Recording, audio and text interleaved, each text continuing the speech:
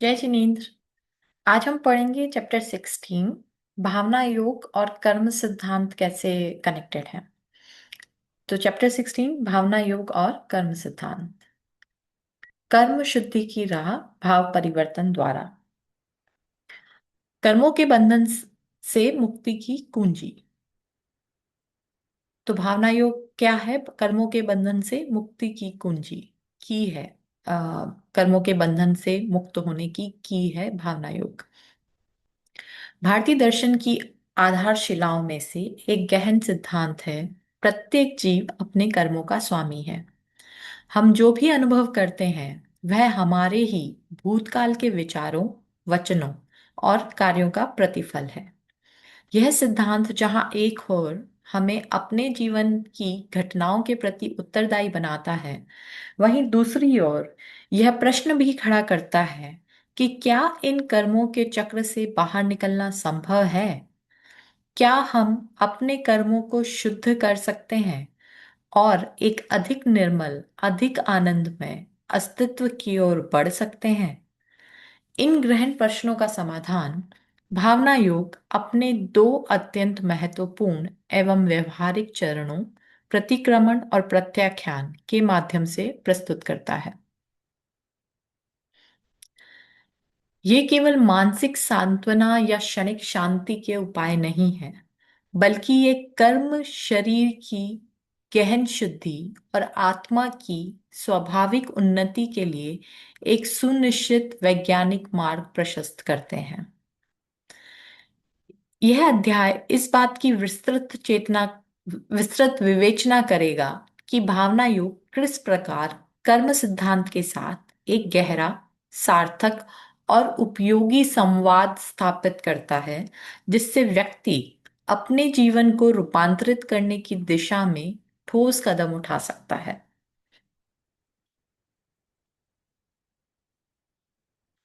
तो आइए पहले समझते हैं कर्म क्या है। एक वैज्ञानिक और आध्यात्मिक दृष्टिकोण।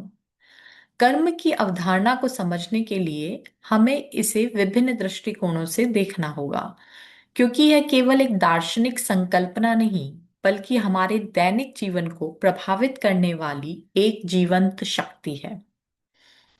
आध्यात्मिक व्याख्या क्या है कर्म की? कर्म पुद्गल और आत्म स्वभाव। जैन दर्शन, जो कर्म सिद्धांत की सबसे सूक्ष्म व्याख्याओं में से एक प्रस्तुत करता है, कर्म को अत्यंत सूक्ष्म भौतिक कणों, जिसे कर्म पुद्गल भी कहते हैं, के रूप में वर्णित करता है। तो जैन दर्शन कर्म को भौतिक कण के रूप में वर्णित करता है, जो कि बहुत ही अत्यंत सूक्ष्म भौतिक कण है। ये कण हमारे मन, वचन और शरीर की प्रवृत्तियों तथा कषायों के कारण आत्मा की ओर आकर्षित होते हैं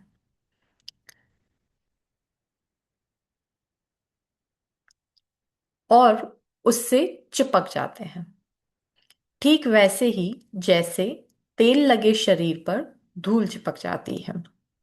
तो जो एक अत्यंत भौतिक कण की तरह इसको इमेजिन करिए, और ये कण जो है वो हमारे मन वचन काया की प्रवृत्ति, उनका जो योग होता है, मन वचन काय की प्रवृत्तियों का योग, सिर्फ मन की प्रवृत्ति नहीं, सिर्फ काय की प्रवृत्ति नहीं, सिर्फ वचन की प्रवृत्ति नहीं, इन तीनों की प्रवृत्तियां के योग तथा कषाय, क्रोध, मान, माया, लोभ, जो चार कषाय हैं, इनके कारण आत्मा की ओर अट्रैक्ट होते हैं और उससे चिपक जाते हैं।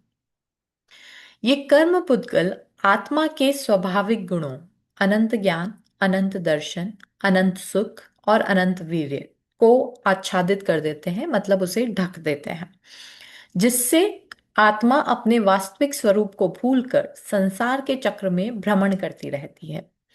कर्मों का यह आवरण ही आत्मा को उसके शुद्ध स्वभाव से दूर कर देता है और विभिन्न योनियों में जन्म मरण का कारण बनता है।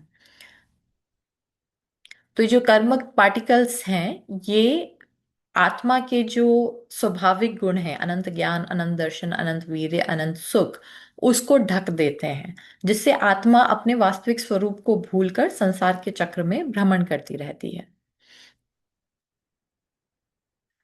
अब देखते हैं आधुनिक मनोवैज्ञानिक दृष्टि क्या है। तो साइकोलॉजिकली कर्म को कैसे समझाया गया है। साइकोलॉजी में इसको बोलते हैं एनर्जी पैटर्न और बिहेवियर पैटर्न। एनर्जी इम्प्रिंट, ऊर्जा छाप और व्यवहार पैटर्न। आधुनिक मनोविज्ञान विशेष रूप से न्यूरोसाइंस और भावनात्मक बुद्धिमत्ता, जिसे इमोशनल इंटेलिजेंस बोलते हैं, के क्षेत्र में हुए शोध कर्म की अवधारणा को एक नए दृष्टिकोण से समझने में हमारी सहायता करते हैं। जब हम कोई तीव्र नकारात्मक भावना अनुभव करते हैं, जैसे क्रोध, घृणा, ग्लानि, भय और ईर्ष्या, तो यह केवल एक क्षणिक मानसिक स्थिति नहीं होती। यह हमारे मस्तिष्क मस्तिष्क और स्नायु तंत्र, नर्वस सिस्टम, तो हमारे ब्रेन और नर्वस सिस्टम में एक गहरी ऊर्जा छाप, इमोशनल इम्प्रिंट और न्यूरल पाथवे छोड़ देते हैं।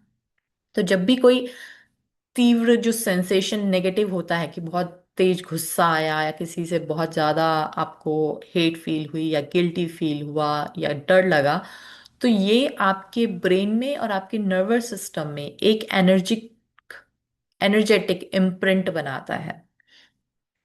इमोशनल इम्प्रिंट नहीं, एनर्जेटिक इम्प्रिंट, ये मिसप्रिंट है। तो एनर्जेटिक इम्प्रिंट बनाता है जो कि आपका एक न्यूरल पाथवे बन जाता है। तो आपने बहुत इंटेंसली कोई गुस्सा या कोई डर एक्सपीरियंस किया, तो उससे आपका एक न्यूरल पाथवे बन गया है आपके ब्रेन में।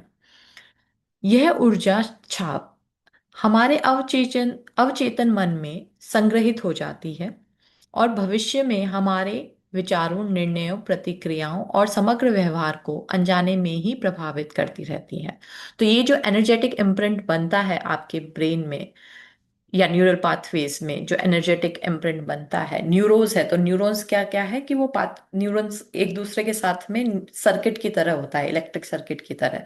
तो वो न्यूरल पाथवे जो बन गया है, वो इम्प्रिंट आपके सबकॉन्शियस माइंड में स्टोर हो जाता है।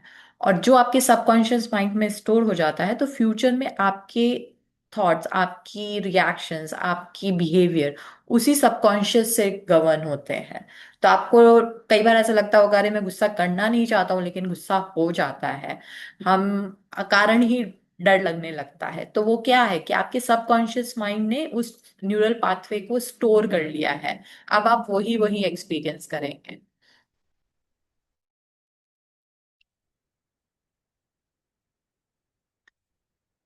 फॉर एग्जाम्पल ऐसे समझिए कि यदि किसी व्यक्ति ने बचपन में किसी विशेष परिस्थिति में तीव्र भय का अनुभव किया है, तो वयस्क होने पर भी वैसी ही या उससे मिलती जुलती परिस्थिति में वह अवचेतन रूप से भयभीत या असहज महसूस कर सकता है, भले ही वर्तमान में भय या कोई वास्तविक कारण ना हो।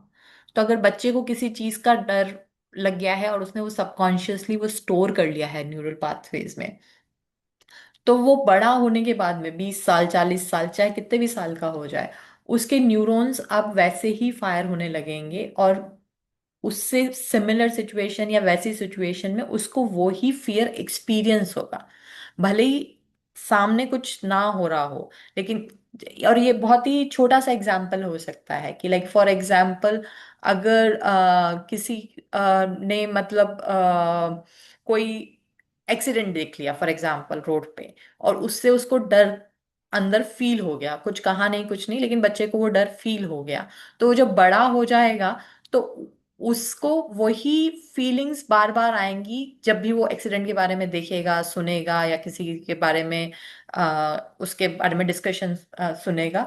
तो उसने वो देख नहीं रहा है, लेकिन उसको जो एक्सपीरियंस है, जो उसने फील किया है फियर, वही फियर उसको बार बार फील होगा उस सेम सिचुएशन में।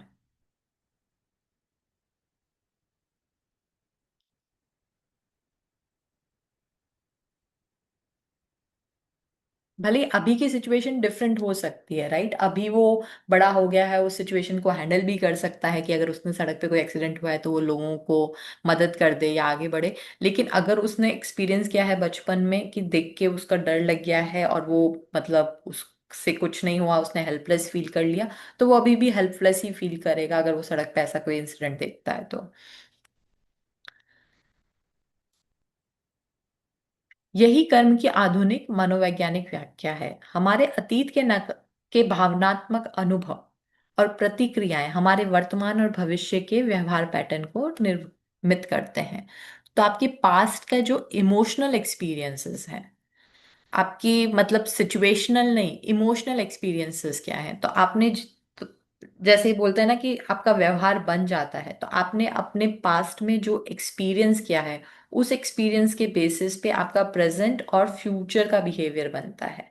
तो आप वो ये कि घटना आपने क्या एक्सपीरियंस करी उससे कोई फर्क नहीं पड़ता है। सिचुएशन क्या थी, आपने फेलियर एक्सपीरियंस किया, आपने लड़ाई एक्सपीरियंस करी, आपने दुर्घटना एक्सपीरियंस करी, आपने एक्सपीरियंस क्या किया है, उस घटना का कुछ नहीं है। तो अगर आपने एक्सपीरियंस में भय स्टोर कर लिया है, आपने एक्सपीरियंस में चिंता स्टोर कर ली है, फॉर एग्जाम्पल आपने एक्सपीरियंस में गुस्सा स्टोर कर लिया है कि आपने कोई लड़ाई देखी और उसमें आपको वहां से आपके अंदर क्रोध जनरेट हो गया और आपने गुस्सा स्टोर कर लिया है, तो वो जो आपका एक्सपीरियंस है, वो भावनाएं आपके अंदर स्टोर हो गई हैं। आप प्रेजेंट और फ्यूचर में भी आपके साथ में वो एक्सपीरियंसेस चलते रहेंगे।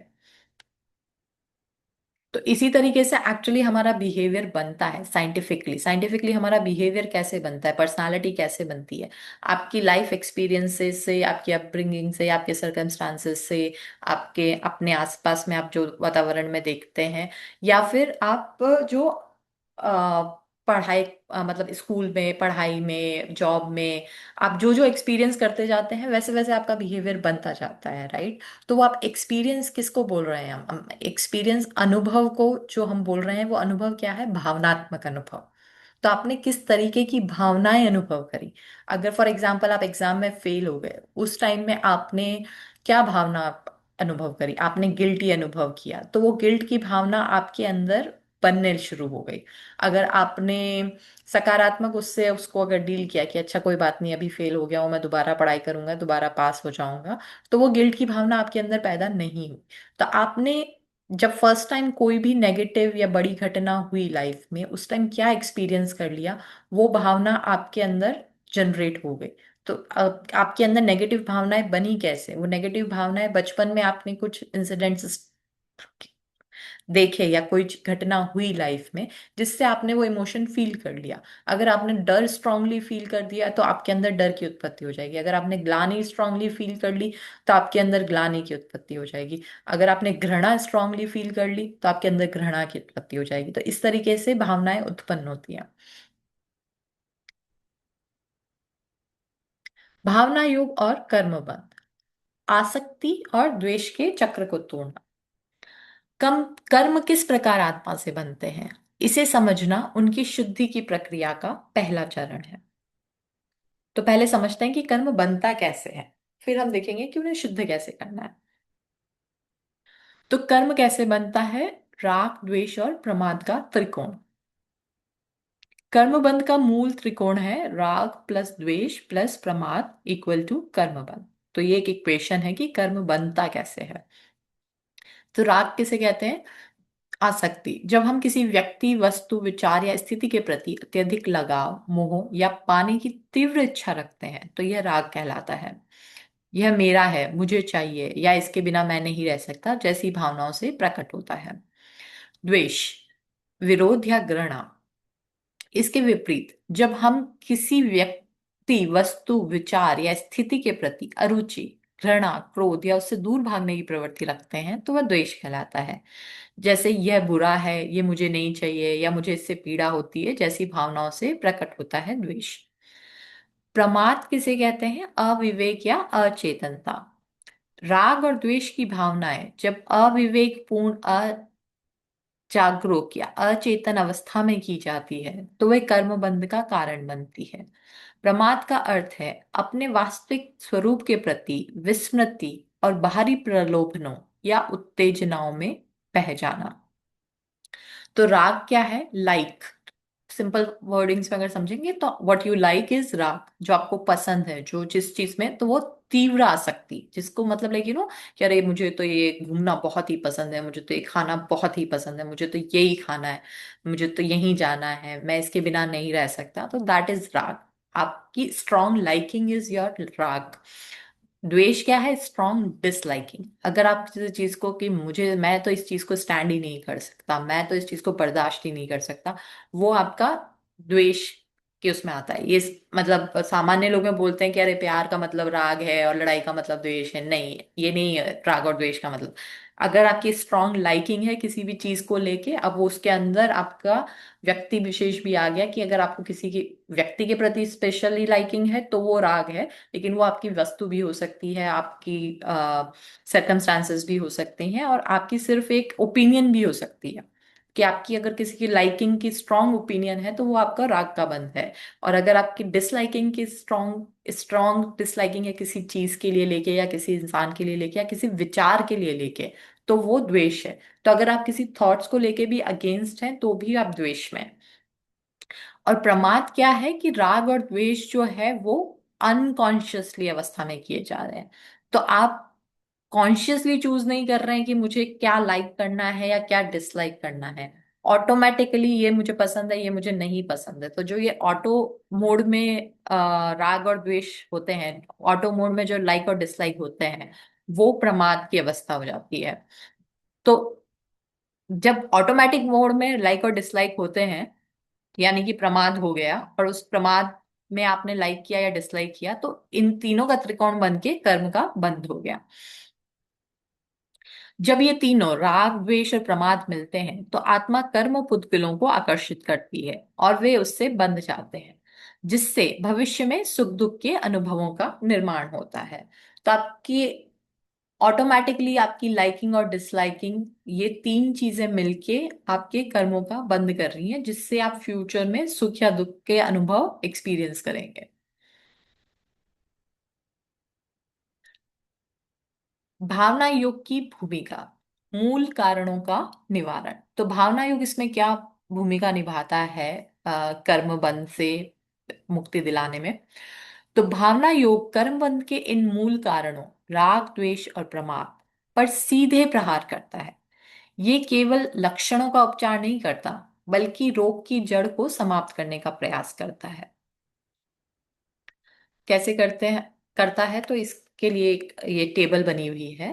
तो जिसमें फर्स्ट है कि कर्मबंध का कारण क्या है, भावना योग में उसका समाधान क्या है, और फिर उसकी डिटेलिंग की हुई है। तो फॉर एग्जाम्पल फर्स्ट जो हमने देखा, कर्मबंध का कारण है राग यानी कि अटैचमेंट।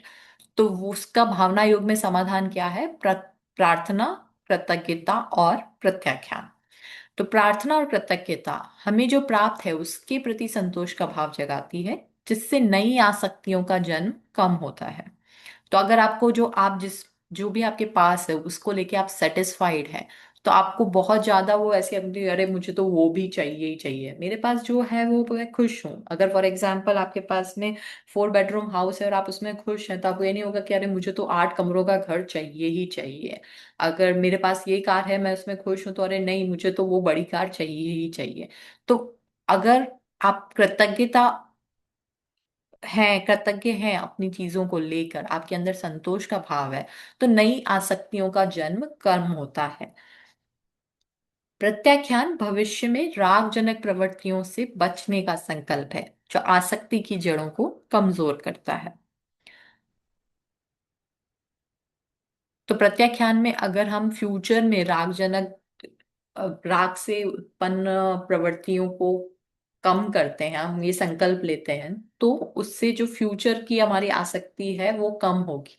तो वो स्लो डाउन हो जाएगा कर्मबंध।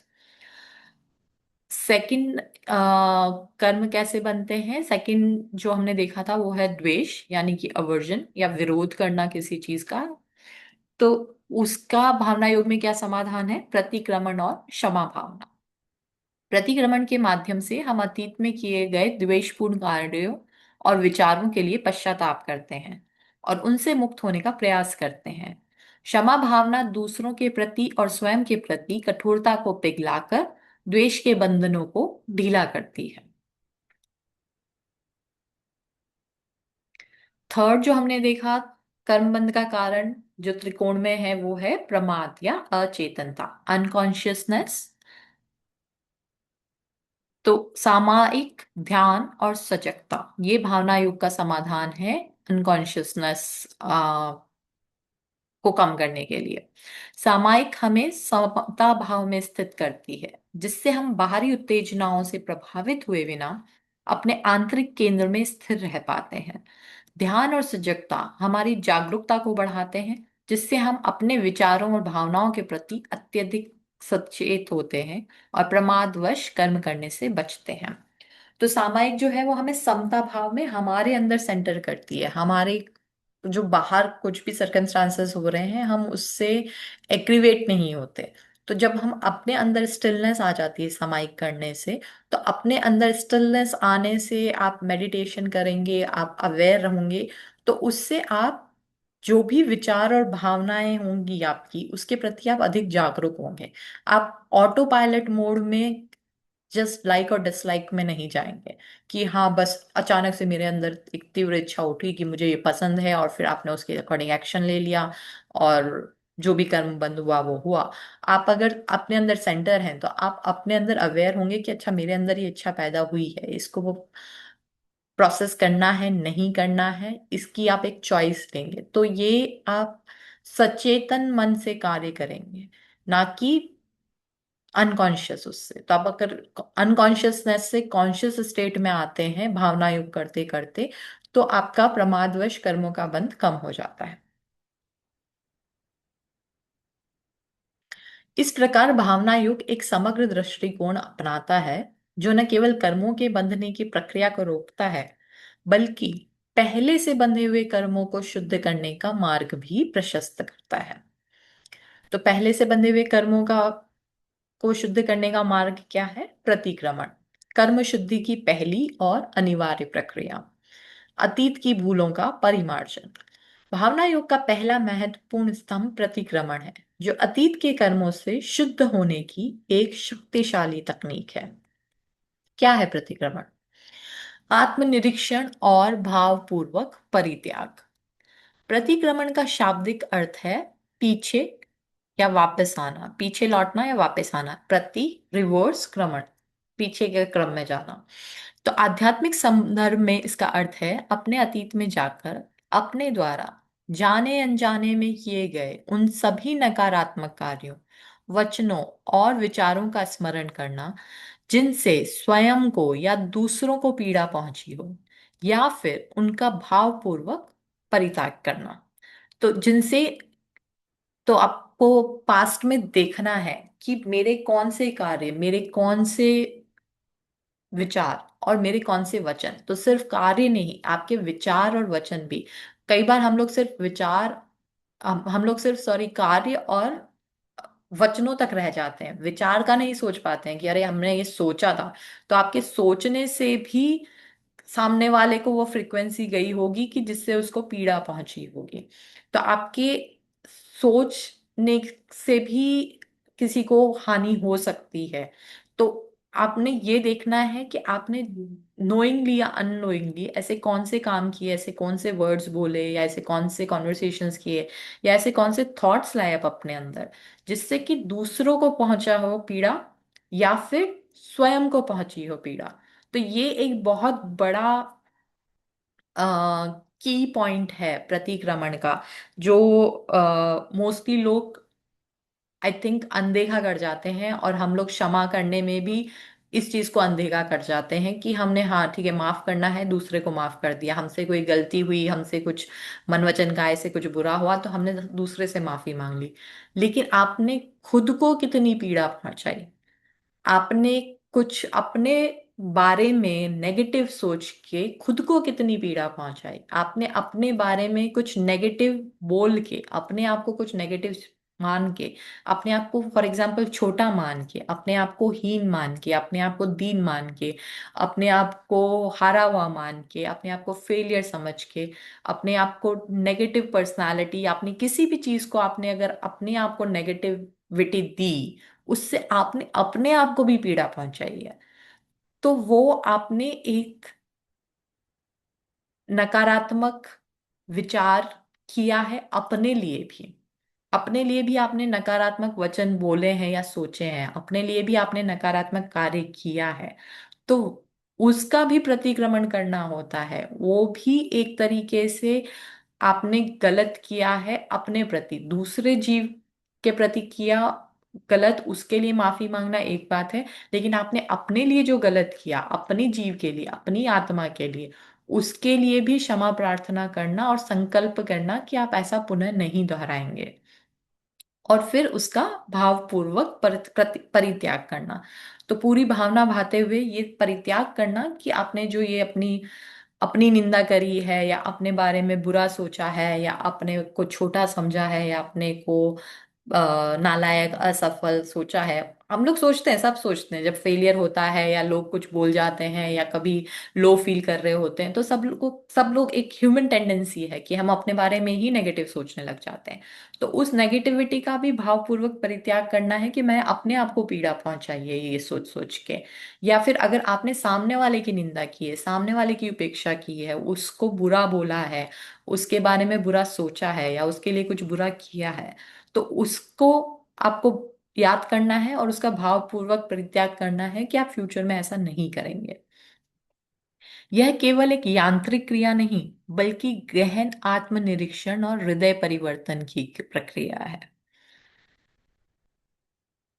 यह चरण मुख्य रूप से निम्नलिखित तीन भावों को गहराई से जागृत करता है। पहला क्या है? बोध, अवेयरनेस या रियलाइजेशन। हाँ, मैंने ये भूल की है। यह अपनी गलती को बिना किसी बहाने या तर्क के स्वीकार करने का साहस है।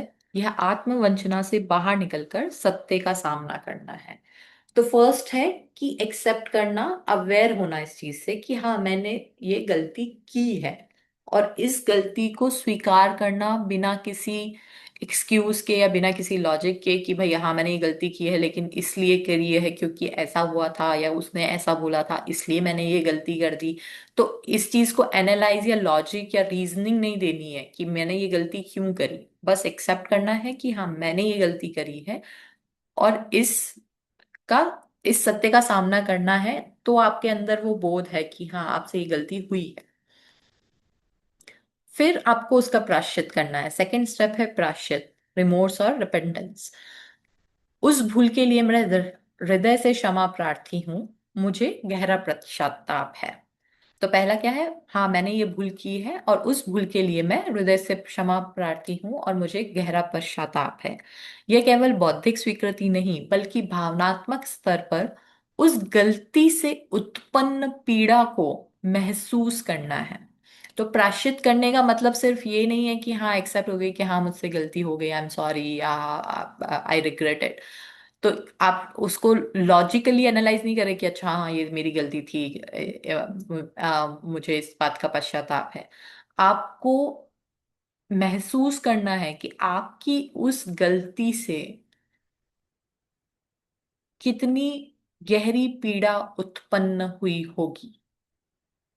मतलब फॉर एग्जाम्पल, अगर आपने किसी पर क्रोध किया, तो आपने जिस पर क्रोध किया उसको कितना दुख पहुंचा होगा, वो आपको अपनी फीलिंग में एक्सपीरियंस करना है। कैसे?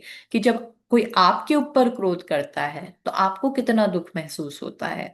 तो सिमिलरली जब आप क्रोध करते हैं तो सामने वाले को कितना दुख महसूस हुआ होगा। तो उसके इक्वल तो आप सोच ही सकते हैं कि आपके अंदर जो पीड़ा उत्पन्न होती है जब सामने कोई और आप पर क्रोध करता है, तो आपके क्रोध करने से दूसरों के अंदर उतनी पीड़ा उत्पन्न हुई है। तो आपको उस गलती से उत्पन्न पीड़ा को महसूस करना है।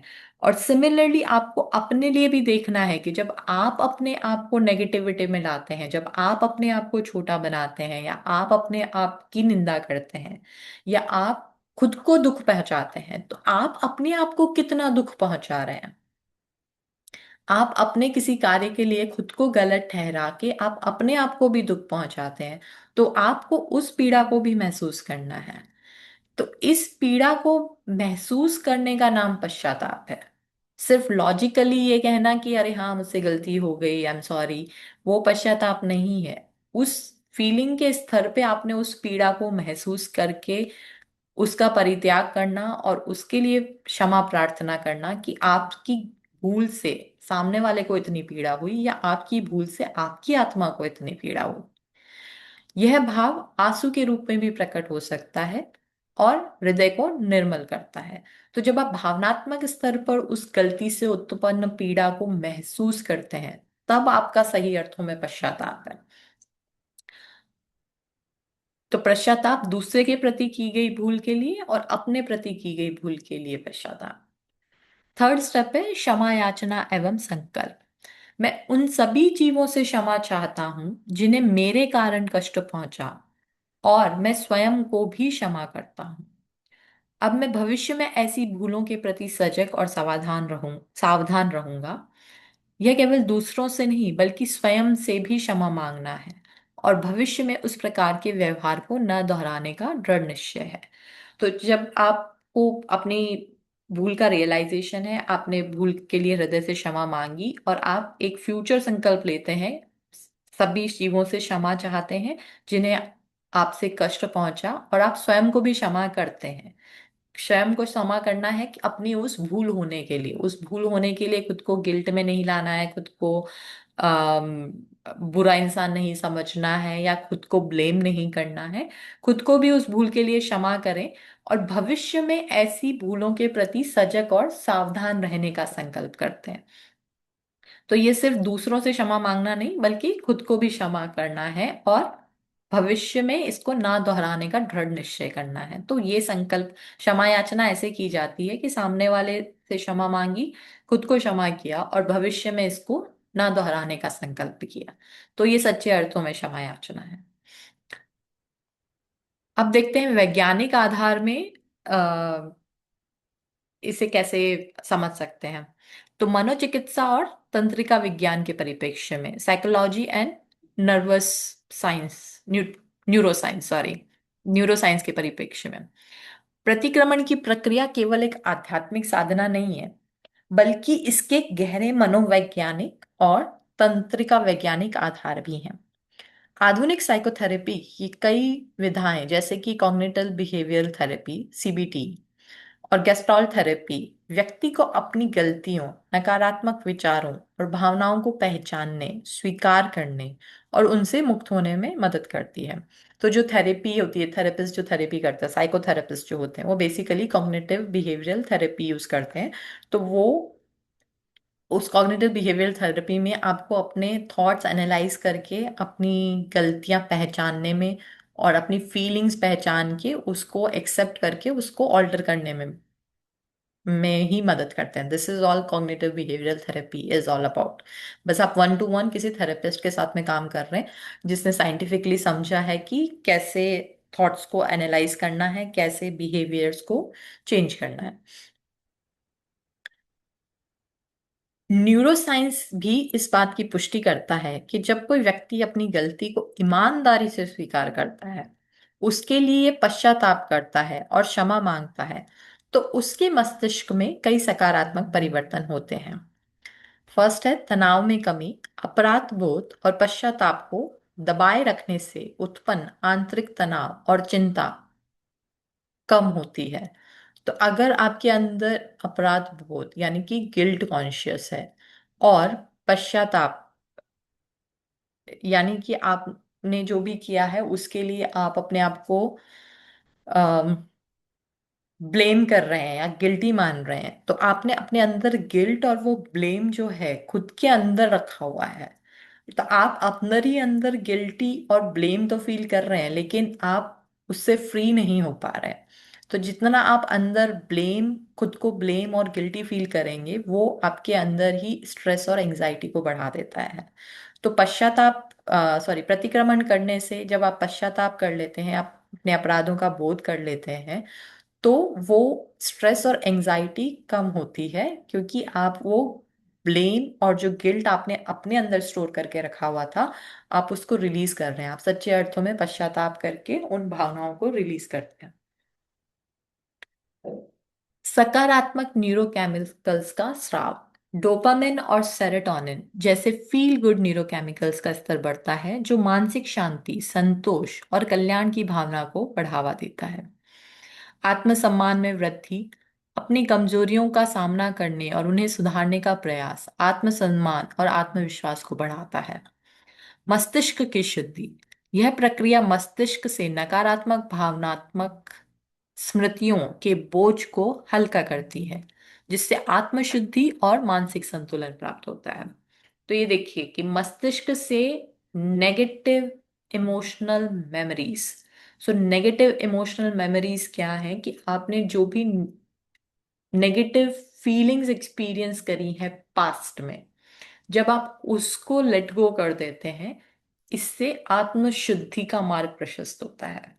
तो उससे आत्मा शुद्ध होती है। तो जैसे ही आपने अपनी नेगेटिव इमोशनल फीलिंग्स को, इमोशनल एक्सपीरियंसेस को लेट गो किया, तो आपकी आत्मा जो है वो शुद्धता की ओर बढ़ती है और मानसिक संतुलन प्राप्त होता है। तो एक बहुत ही बड़ा को रिलेशन है मेंटल हेल्थ का और सोल का। तो मेंटल हेल्थ जो लोग बोलते हैं ना कि मेंटल मेंटल हेल्थ, पहले तो फर्स्ट चीज दिमागी बीमारी बोलते हैं। दिमाग क्या, ब्रेन में बीमारी नहीं होती, पहली बीमारी होती है मन में। मन में कैसे, भावनाओं की बीमारी। तो भावनाओं की जो बीमारी है उससे मानसिक स्वास्थ्य खराब होता है।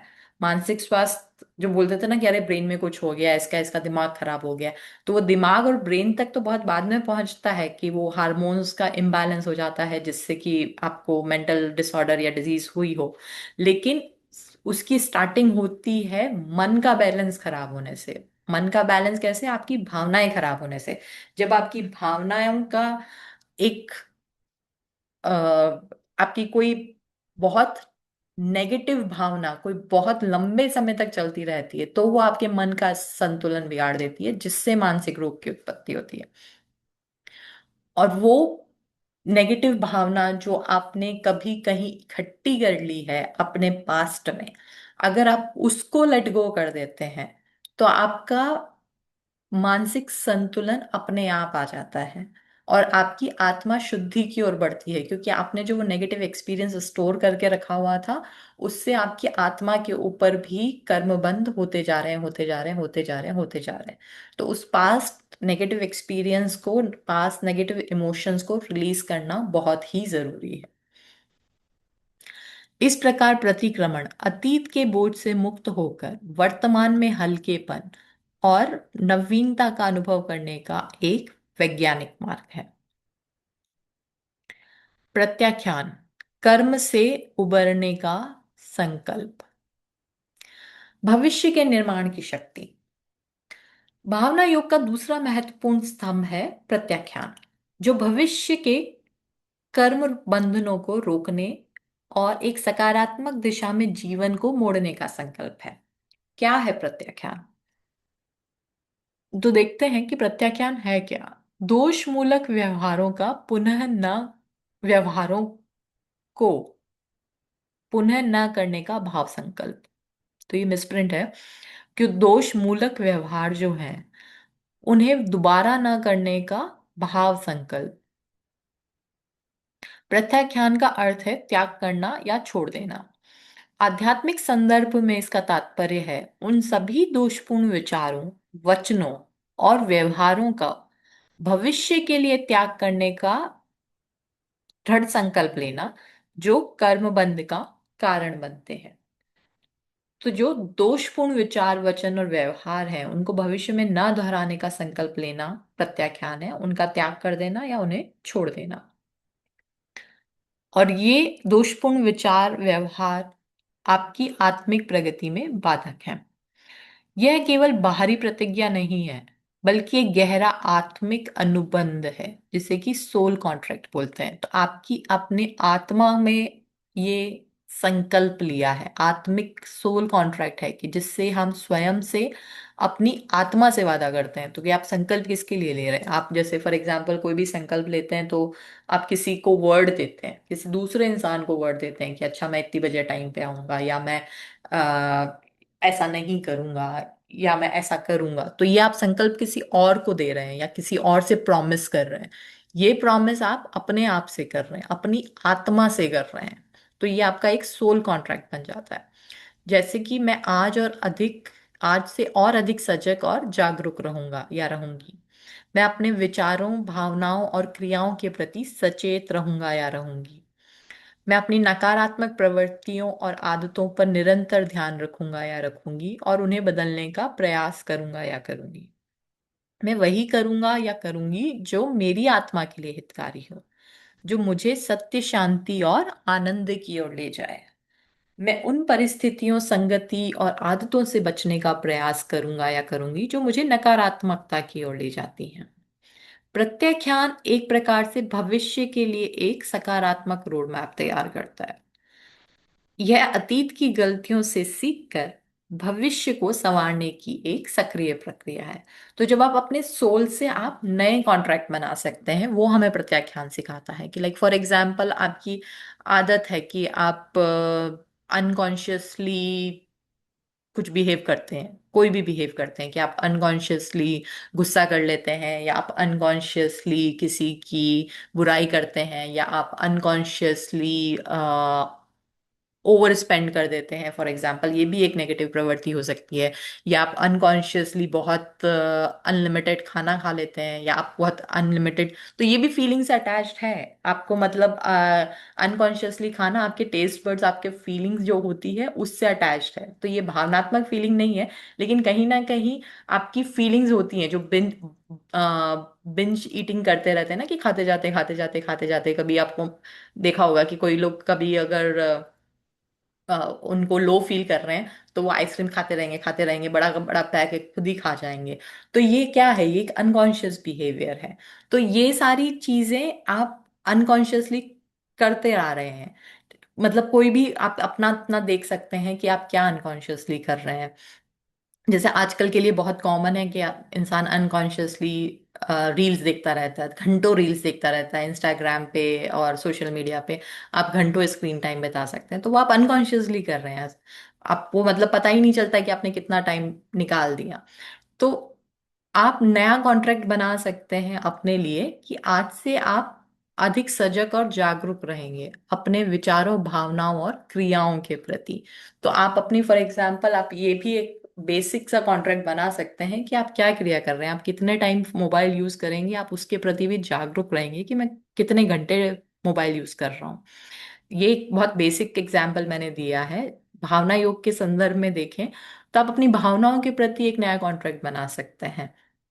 कि मेरी अनकॉन्शियस भावना है कि मैं सामने वाले पे जल्दी चिढ़ जाती हूँ या जल्दी गुस्सा कर लेती हूँ। तो मैं इसके प्रति सजग रहूंगी कि मुझे कब गुस्सा आ रहा है और मुझे उस समय क्या प्रतिक्रिया देनी है। तो इस चीज को आप एक नया सोल कॉन्ट्रैक्ट बना सकते हैं। ऐसे ही आप अपनी कोई भी आदत को, कोई भी भावना को, आप उसको क्या बनाना चाहते हैं, नकारात्मक है वो अभी, लेकिन आप उसको फ्यूचर में क्या बनाना चाहते हैं, आप उसको पर्टिकुलरली पकड़ के उसको नया जो है उसको नाम दे के वो संकल्प करें।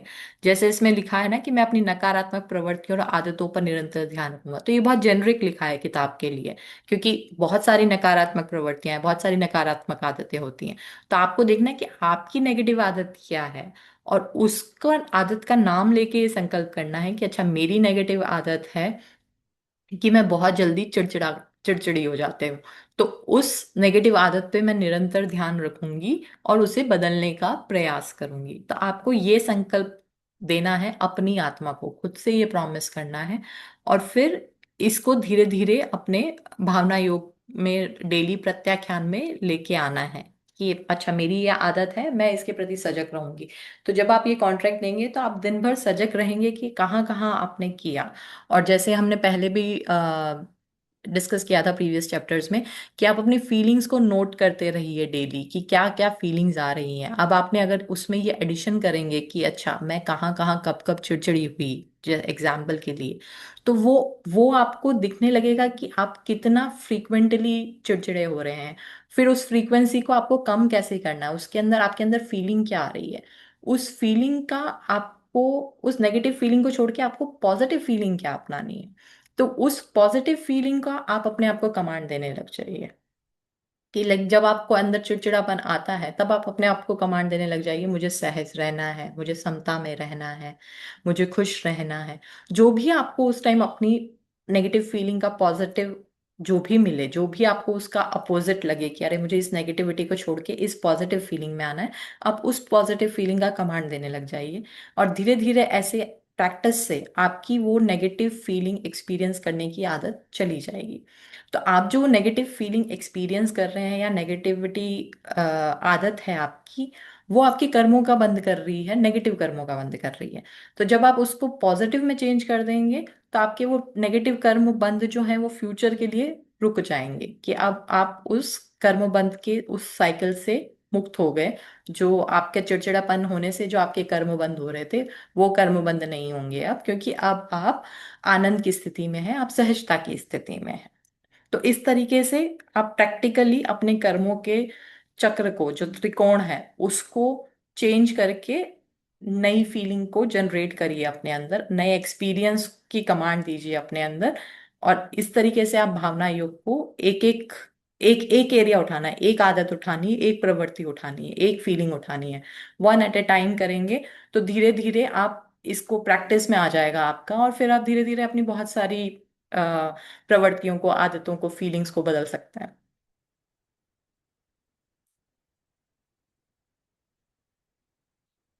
नेक्स्ट देखते हैं कि न्यूरोसाइंस से इसका क्या रिलेशन है। न्यूरोप्लास्टिसिटी और एक और नए सकारात्मक मार्ग। प्रत्याख्यान का भाव और संकल्प हमारे मस्तिष्क की संरचना और कार्यप्रणाली पर गहरा प्रभाव डालता है। न्यूरोसाइंस का एक महत्वपूर्ण सिद्धांत है न्यूरोप्लास्टिसिटी, जिसका अर्थ है कि हमारा मस्तिष्क स्थिर नहीं, बल्कि यह अनुभवों, सीखने और सचेत प्रयासों के माध्यम से बदला जा सकता है। तो जो मस्तिष्क है ना, किसी का भी ब्रेन एक कांस्टेंट नहीं है कि अरे इसका ब्रेन तो ये पैदा हुआ जब से ऐसा है तो ऐसा ही रहेगा हमेशा। नहीं, brain is a always changing element, it's a ever changing entity. तो वो चेंज कैसे होता है? आपके एक्सपीरियंस से, आपकी लर्निंग से, और आपकी प्रैक्टिसेस से।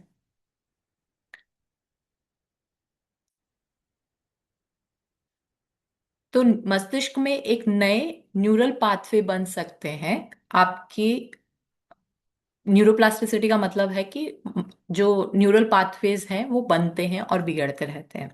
तो ये एक बहुत ही लचीला कार्य प्रणाली है कि आप नया न्यूरो पाथवे बना भी सकते हैं और पुराना न्यूरो पाथवे तोड़ भी सकते हैं। तो आप नया ब्रेन पैटर्न डेवलप भी कर सकते हैं और पुराना ब्रेन पैटर्न को डिस्ट्रॉय भी कर सकते हैं।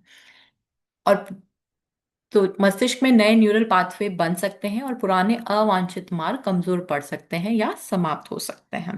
तो न्यूरल पाथवे और जो ब्रेन पैटर्न मैं बोल रही हूँ वो सिमिलरली समझिए उसको, कि आपके ब्रेन में न्यूरल पाथवे से एक ब्रेन पैटर्न बन जाता है कि इस मुझे ऐसे बिहेव करना है, और वो आपका एक ऑटोमेटिक डिफॉल्ट बिहेवियर हो जाता है। तो आप अपने डिफॉल्ट बिहेवियर को खत्म भी कर सकते हैं और नया डिफॉल्ट बिहेवियर बना सकते हैं। जब हम प्रत्याख्यान के माध्यम से किसी नकारात्मक आदत या व्यवहार को छोड़ने का दृढ़ संकल्प लेते हैं और उसके स्थान पर सकारात्मक व्यवहार को अपनाने का अभ्यास करते हैं, तो नए निर्णय आधारित सकारात्मक न्यूरल पाथवे बनते हैं। तो जो आपने नया निर्णय लिया है पॉजिटिव व्यवहार अपनाने का, उसके बेसिस पे आपका पॉजिटिव न्यूरल पाथवे बनेगा आपके ब्रेन में। हमारे मस्तिष्क में उस नए सकारात्मक व्यवहार से जुड़े नए और मजबूत तंत्रिका मार्ग बनने लगते हैं। पुराने कर्म प्रवृत्त मार्ग कमजोर होते हैं। जैसे जैसे हम सकारात्मक मार्गों का उपयोग करते हैं जो हमने नए बनाए हैं, तो पुराने नकारात्मक व्यवहारों से जुड़े तंत्रिका मार्ग कमजोर पड़ने लगते हैं। ठीक वैसे ही जैसे किसी पगडंडी का उपयोग न करने पर वह घास फूस से ढक जाती है। तो आपने अगर पुराना ब्रेन पैटर्न यूज करना कम कर दिया क्योंकि अब आप नया ब्रेन पैटर्न यूज कर रहे हो, तो पुराना ब्रेन पैटर्न धीरे धीरे वीक हो जाएगा, और अब आपका जो नया बिहेवियर बन रहा है, तो अब आपका पुराना बिहेवियर नहीं रहेगा। तो अगर फॉर एग्जाम्पल आप क्रोध की जगह आनंद में आ रहे हैं, तो आपका आनंद बनना आपका एक ब्रेन पैटर्न हो रहा है कि आपका ब्रेन मोस्टली अब आनंद के ही न्यूरॉन्स, न्यूरल पाथवे हैं वो ही न्यूरॉन्स फायर करता है। तो आप मोस्टली आनंद में रहते जा रहे हैं, तो आप क्रोध में रहना भूल जाएगा आपका ब्रेन। ब्रेन भूल जाएगा, लाइक लिटरली आपके अंदर वो फीलिंग जनरेट होना ही कम हो जाएगी, क्योंकि अब आप आनंद की स्थिति में आ रहे हैं। इच्छा शक्ति और आत्म नियंत्रण में वृद्धि। यह प्रक्रिया हमारी इच्छा शक्ति विल पावर और आत्मनियंत्रण, सेल्फ कंट्रोल को भी सुदृढ़ करती है, जो हमें अपने संकल्पों पर टिके रहने में मदद करता है। इस प्रकार प्रत्याख्यान केवल एक नैतिकता संकल्पना नहीं, बल्कि यह मस्तिष्क को पुनः प्रोग्राम करने और जीवन को एक नई सकारात्मक दिशा देने का वैज्ञानिक उपकरण है। तो प्रत्याख्यान बेसिकली क्या है? You are reprogramming your brain. आप मतलब एक एक चीज को आपको अगर हमेशा मतलब जैसे होता है ना कि कई बार मैंने सुना है कि प्रैक्टिसेस होती हैं कि अगर क्रोध आए तो आप उल्टी गिनती गिनना शुरू कर दो, 10, 9, 8, 7, 6, 5, 4, 3, 2, 1। अब इट्स वेरी टीडियड प्रोसेस। अगर किसी को दिन में 15 बार गुस्सा आता है, वो 15 बार ये गिनती गिने और ये मतलब लाइक पता नहीं कितने दिनों तक करता रहे, ताकि उसका मतलब गुस्सा पे वो कंट्रोल कर पाए। अब इससे भी क्या, सिर्फ गुस्सा कंट्रोल में रहेगा कि वो किसी के ऊपर लेट आउट ना करे, इससे गुस्सा जाएगा नहीं।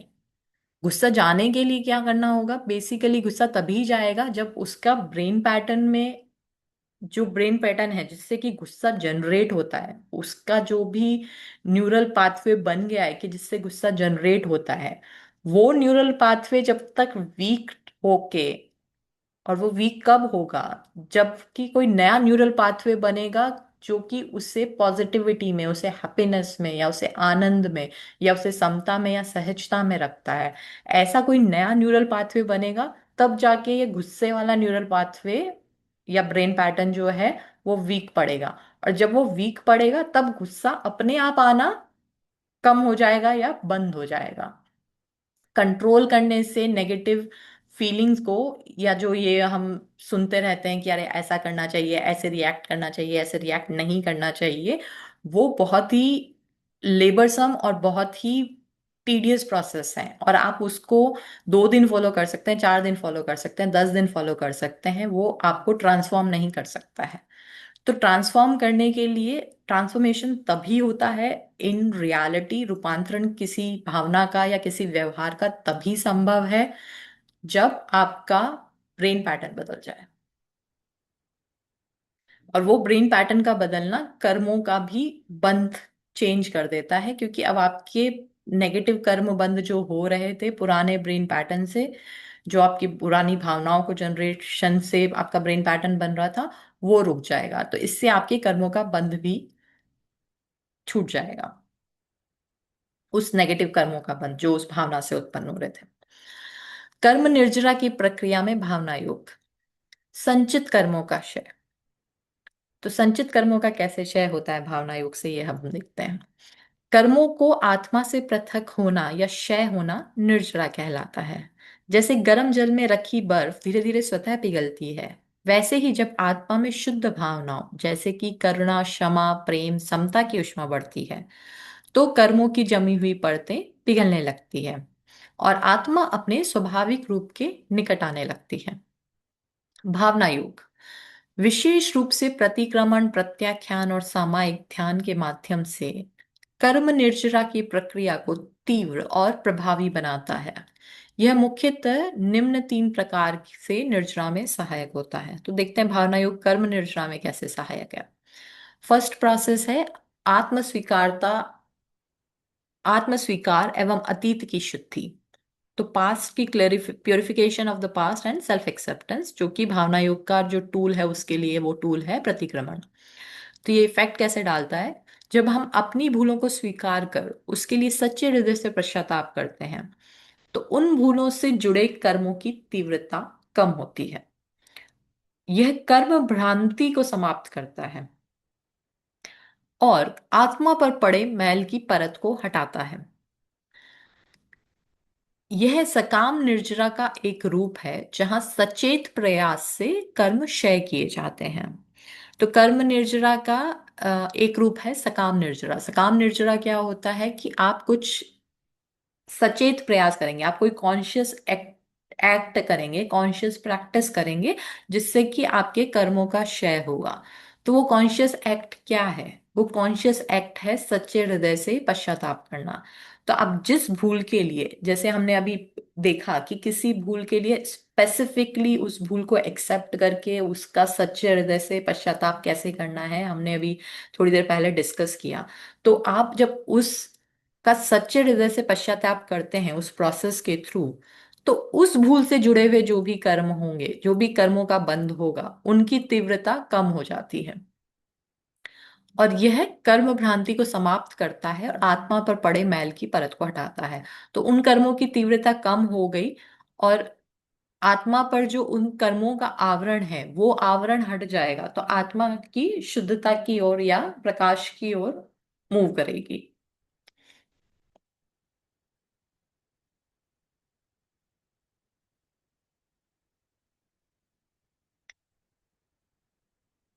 सेकंड है संकल्प निर्माण एवं भविष्य का संरक्षण, रिजोल्यूशन बिल्डिंग एवं सेफ गार्डिंग द फ्यूचर। इसके लिए भावना योग का कौन सा टूल काम में आता है? वो है प्रत्याख्यान। भविष्य में नकारात्मक कर्म न करने का दृढ़ संकल्प नए कर्मों के आश्रव आगमन को रोकता है, जिसे कि संवर कहते हैं, और पुराने संस्कारों को बदलने की प्रक्रिया शुरू करता है। इससे भविष्य का कर्म कमजोर हो जाता है और आत्मा की उन्नति होती है।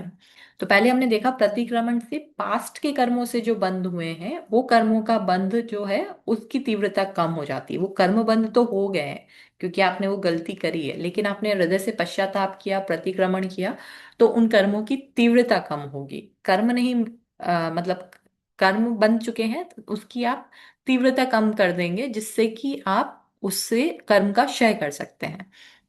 सेकंड, हम देख रहे हैं कि नए जो कर्म हैं उनका आगमन रोकता है प्रत्याख्यान, क्योंकि अब आपने नकारात्मक कर्म ना करने का दृढ़ संकल्प किया है, आपने सकारात्मक कर्म करने का संकल्प किया है। तो जो नए कर्मों का आगमन है, जो संवर है, वो रुक जाएगा। तो नए कर्मों का बंध नहीं होगा, नेगेटिव नए कर्मों का बंध नहीं होगा, और पुराने संस्कारों को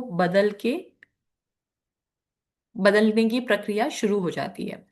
इससे भविष्य का कर्म बंध कमजोर हो जाता है। तो नए जो कर्म बंधेंगे वो आपके कर्म तो बंधेंगे, पॉजिटिव काम करने से भी कर्म बनते हैं, लेकिन नेगेटिव काम वाले कर्म नहीं बंधेंगे।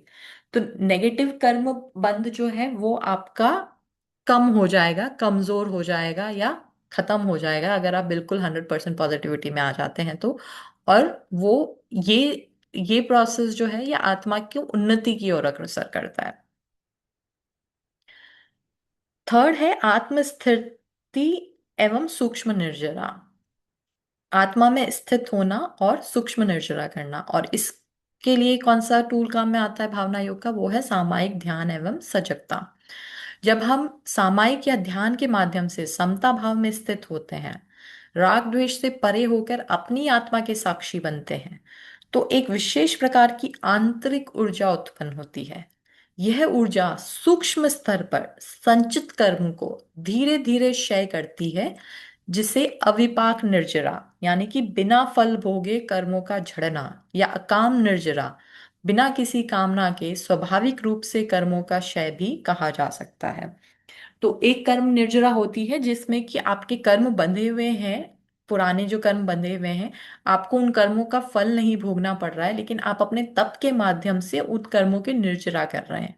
तो वो तप क्या होता है? आप उस तप के माध्यम से अपनी आंतरिक ऊर्जा इतनी बढ़ा रहे हैं, अपनी आत्मा के अंदर एक ऐसी ऊर्जा उत्पन्न कर रहे हैं। वो ऊर्जा उत्पन्न होती है जप तप और ध्यान से। तो अगर आपने ध्यान से, सामायिक में या ध्यान के माध्यम से अपनी आत्मा में वो आंतरिक ऊर्जा उत्पन्न कर ली, तो आपके पुराने बंधे हुए कर्म धीरे धीरे क्षय होने लगते हैं। इसीलिए मेडिटेशन पे इतना एम्फेसिस किया गया है जैनिज्म में। ध्यान करो, आत्मा में ध्यान करो, ध्यान करो, ध्यान करो, क्योंकि वो आपको अकाम निर्जरा देता है, यानी कि बिना किसी कामना के स्वाभाविक रूप से कर्मों का क्षय होता जाता है, ताकि वो कर्म आपके एक्सपीरियंस में, कर्मों का जो फल है वो आपके एक्सपीरियंस में नहीं आएगा, आप अपने कर्मों का क्षय करते जा रहे हैं, आपको उन कर्मों को भोगना नहीं पड़ेगा। तो इसलिए जप तप और ध्यान, ये तीन प्रोसेस हैं जिससे कि आप अपने कर्मों की अकाम निर्जरा कर सकते हैं। तो सामायिक और ध्यान जो है, जितना आप गहराई में जाते जाएंगे, जितना गहरा ध्यान करेंगे अपनी आत्मा में, उतनी ही आपकी आंतरिक ऊर्जा उत्पन्न होती है और उन संचित कर्मों को धीरे धीरे क्षय करती है। इस प्रकार भावना योग न केवल नए कर्मों के बंधन को रोकता है, बल्कि पुराने संचित कर्मों को भी धीरे धीरे समाप्त करता है, जिससे आत्मा मोक्ष मार्ग पर अग्रसर होती है।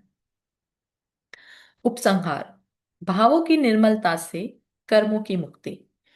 अंततः भावना योग केवल कुछ मानसिक अभ्यास या धार्मिक क्रियाकांड नहीं है, बल्कि यह आत्मा की कर्मिक शुद्धि की एक गहन प्रयोगशाला है,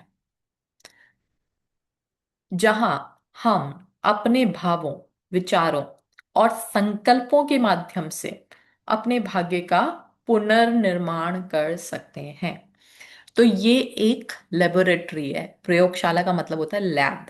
जहां लैब का मतलब, लैब में क्या करते हैं? लैब में एक्सपेरिमेंट्स होते हैं, लैब में रिसर्च होती है। तो जब आप, और एक्सपेरिमेंट और रिसर्च करने के लिए क्या है, आपको ये उपयोग करना पड़ता है। तो भावना योग सिर्फ सुनने से, या भावना योग सिर्फ बोलने से नहीं हो जाता है। भावना योग का आपको उपयोग करना है, इसको अपनी जैसे दैनिक दिनचर्या बनाना है। तो जब आप इसका उपयोग करने लग जाएंगे अपनी आत्मा की लैब में, अपनी कार्मिक शुद्धि के लिए, तो आप इसको समझेंगे सही तरीके से। जब आप इसे उपयोग में लाएंगे और इससे आप अपने भावों, विचारों और संकल्प के माध्यम से अपने भाग्य का पुनर्निर्माण कर सकते हैं। यह एक जीवंत गतिशील प्रक्रिया है, जो हमें अपने अतीत के बोझ से मुक्त करती है, वर्तमान को सार्थकता प्रदान करती है और भविष्य को उज्जवल बनाती है। तो हमने देखा कि कर्मों के बंध से हम कैसे मुक्त हो सकते हैं। अगर आपके पुराने कर्म बंध से आप मुक्त हो गए, या आपने उनकी निर्जरा कर ली, तो आपका पास्ट कंप्लीट कर लिया आपने। और पास्ट कंप्लीट करने से आपका पास्ट में आपके उन कर्मों के बंध से जो आपका भाग्य होना था, जो, या जो भाग्य होता, कि उन कोई कर्म थे उसकी वजह से आपका एक ए टाइप का भाग्य होता, लेकिन अगर आपने उन कर्मों की निर्जरा कर ली, तब आप अपने भाग्य को बी टाइप का बना सकते हैं। और बी टाइप का भाग्य कैसे बनेगा? आप उसके लिए प्रत्याख्यान से आप जो संकल्प लेंगे, आप जो निर्माण करेंगे, आप जो नए पॉजिटिव सकारात्मक कर्म बंद करेंगे, उससे आपका भाग्य बनेगा बी टाइप का, जो कि पॉजिटिव भाग्य होगा। तो इस तरीके से आप अपने भाग्य का पुनर्निर्माण कर रहे हैं अपने भावों, विचारों और संकल्पों से। तो ये हमने आज एक आ, कर्म सिद्धांत में बहुत अच्छे तरीके से इसकी डिटेलिंग करी गई है कि कर्म सिद्धांत और भावना योग का कैसे कोरिलेशन है, और भावना योग करने से आप कैसे अपने कर्मों की निर्जरा कर सकते हैं और नए कर्म पॉजिटिवली क्रिएट करते हैं, या नया कर्म बंध जो है वो आपका सकारात्मकता की तरफ है, जिससे कि आपके भाग्य का पुनर्निर्माण हो सकता है। जब हम प्रतिदिन निष्ठापूर्वक और समझ के साथ प्रतिक्रमण करते हैं, अपनी भूलों को स्वीकारते हुए, उनके लिए पश्चाताप करते हुए और क्षमा मांगते हुए, और जब हम प्रत्याख्यान के संकल्प लेते हैं, भविष्य में नकारात्मकता से बचने और सकारात्मकता को अपनाने का दृढ़ निश्चय करते हैं, तब हम न केवल अपने वर्तमान जीवन को शुद्ध और शांत करते हैं, बल्कि हम आने वाले कल के लिए एक समृद्ध और आनंदमय विरासत का निर्माण भी करते हैं। तो हम प्रतिक्रमण और प्रत्याख्यान करके अपने पास्ट को क्लियर कर रहे हैं, पास्ट के लिए माफी मांग रहे हैं, और भविष्य के लिए एक नई जीवनी क्रिएट कर रहे हैं बेसिकली। क्योंकि आपके पुराने कर्मों से, आपके पुराने जो पास्ट के कर्म हैं, जो नेगेटिव आपके गलतियां हुई हैं, या आपके जो भी कर्म बंद हुए हैं, उससे आपकी जो भी जीवनी बनती, आप उन कर्मों का क्षय करके नए सकारात्मक दृढ़ संकल्प कर रहे हैं। तो उन सकारात्मक दृढ़ संकल्पों से अगर आप उनको फॉलो करते हैं, उस दृढ़ संकल्प को आपको फॉलो भी करना है, कि आपने कोई एक सकारात्मक संकल्प लिया, आप उसको अपना के उसको फॉलो करते जा रहे हैं, तो आप अपने नए पॉजिटिव कर्मा बना रहे हैं, और नए पॉजिटिव कर्मा से आपकी जीवनी जो है वो नहीं बनेगी। यह समझना महत्वपूर्ण है कि कर्मों की मुक्ति कोई आकस्मिक चमत्कार नहीं है। वह भावों की निरंतर निर्मलता और सजगता से ही संभव होती है। तो कर्मों की मुक्ति, जो हम कहते हैं कि राग द्वेष से मुक्त होना, जितना जितना आत्मा राग द्वेष से मुक्त होती जाती है, उतनी उतनी वो उजाले की ओर बढ़ती है, उतनी उतनी वो ऊर्ध्वगामी होती है। तो वो कोई एक इंस्टेंट प्रोसेस या मिरेकुलस इवेंट नहीं है। वो आपको अपनी भावों की निरंतर कंटिन्यूअस प्योरिफिकेशन और अवेयरनेस से ही पॉसिबल हो सकता है। तो आप कंटिन्यूअसली अपने भावों के प्रति अवेयर रहें और उनको प्योरीफाई करते रहें। इससे धीरे धीरे आप कर्मों से मुक्त होते रहेंगे। भावना योग हमें इसी निर्मलता और सजगता को अपने जीवन में उतारने का मार्ग दिखाता है, जिससे हम कर्मों के बंधन से मुक्त होकर अपनी आत्मा के सहज आनंद और ज्ञान में प्रतिष्ठित हो सके। तो भावना योग हमें यही सिखाता है कि कर्मों के बंधन से मुक्त होकर आत्मा अपने सहज आनंद और ज्ञान में प्रतिष्ठित हो, कि आत्मा के अंदर उसका जो अनंत ज्ञान और अनंत सुख, अनंत वीर्य का गुण है, वो उत्पन्न हो। इसी मंगल भावना के साथ कि सभी की आत्मा में सहज आनंद और ज्ञान की उत्पत्ति हो, इस चैप्टर को विराम देते हैं। थैंक यू सभी को। जय जिनेन्द्र।